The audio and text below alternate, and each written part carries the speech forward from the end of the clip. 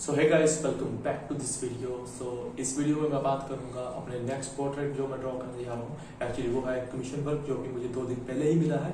सो रात को मैंने उसकी आउटलाइन कंप्लीट कर ली थी। आज हम शेड करेंगे उसका बैकग्राउंड को। सो वीडियो स्टार्ट करने से पहले चैनल को सब्सक्राइब कर दीजिए।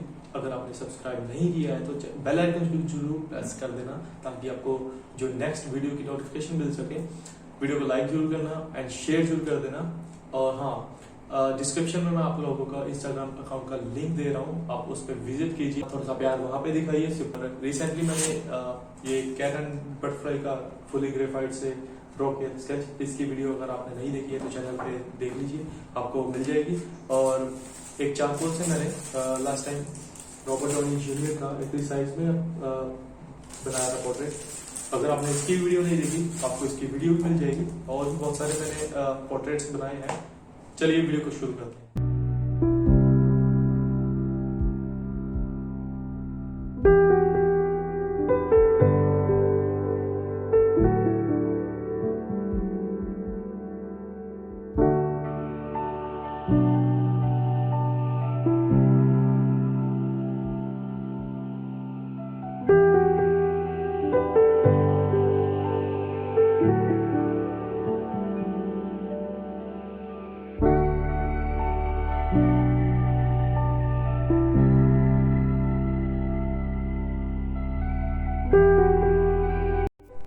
सो बैकग्राउंड ड्रॉ करने के बाद ये पोर्ट्रेट कुछ ऐसा दिख रहा है।